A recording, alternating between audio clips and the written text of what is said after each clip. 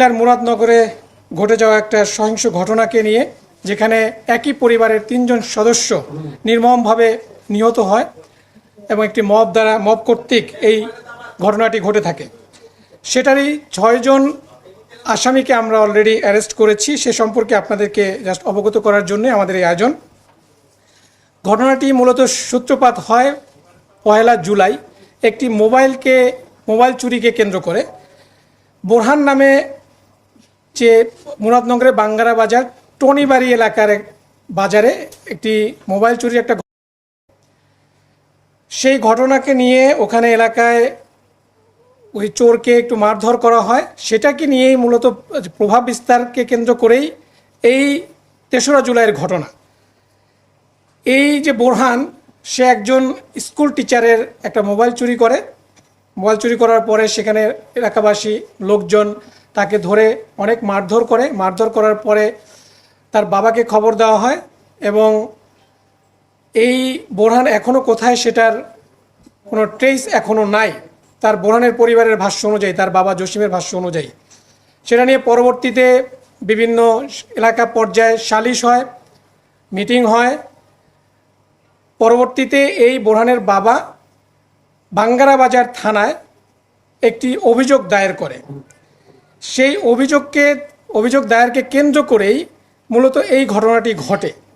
এখানে যে ভিকটিম যে রুবি আক্তার, এই মোবাইল চোর যে বোরহান, এই বোরহানের সাথে রুবি আক্তারের মেয়ের জামাই, এখানে তিনিও এই ঘটনার মারা যান। জোনাকি, এই জোনাকির হাজব্যান্ড মনির হোসেনের পার্শ্ববর্তী বাড়িতেই হলো এই বোরহানের ভিকটিমের মোবাইল চোরের বাড়ি।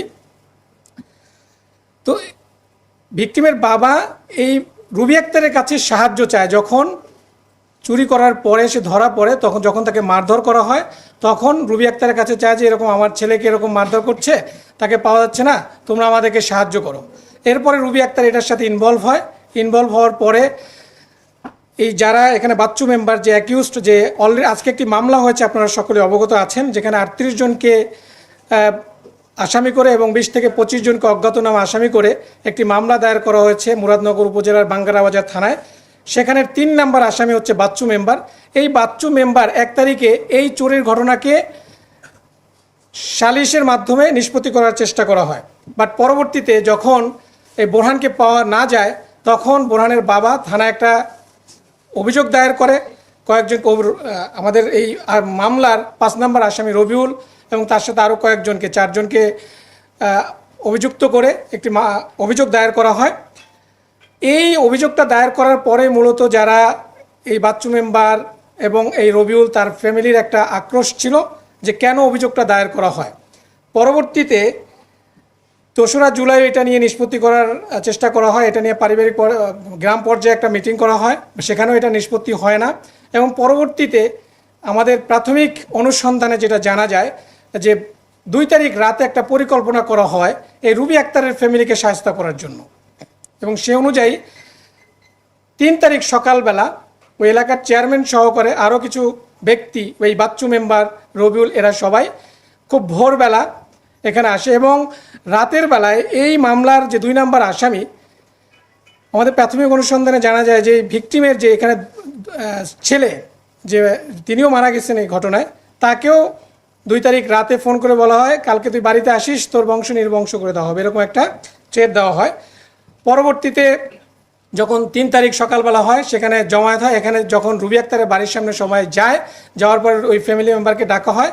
সেখানে কথার কাটাকাটি এবং তর্কাতর্কি হয়। তর্কাতর্কির এক পর্যায়ে এই রুবি আক্তার এবং তার মেয়ে এই চেয়ারম্যান এবং মেম্বারকে গায়ে হাত দেয় বা হাতাহাতির একটা ঘটনা ঘটে এবং সেখান থেকেই মূলত এই ন্যাক্কারজনক ঘটনা সৃষ্টি হয় এবং লোকজন অতর্কিত সবাই মিলে তাদের বাড়িতে হামলা করে একই পরিবারের 3 জনকে, যেখানে রোকসানা আক্তার রুবি, তার ছেলে রাসেল এবং তার মেয়ে জোনাকি, তাদেরকে নির্মমভাবে পিটিয়ে হত্যা করা হয় এবং তার বাড়ি ভাঙচুর করা হয়। এবং সেখানে তার আরও 2 জন মেয়ে ছিল, তারা যদিও সেখানে আহত হয়ে তারা পালাতে সক্ষম হয়। একজন এখনও হসপিটালে অ্যাডমিটেড আছে। তো এই ছিল মূলত ঘটনা। একই পরিবারের 3 জন নিহত হয়।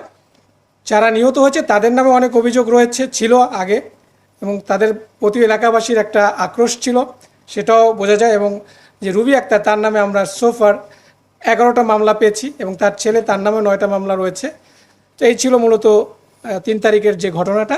সেখানের জড়িত আমরা 6 জনকে অ্যারেস্ট করেছি।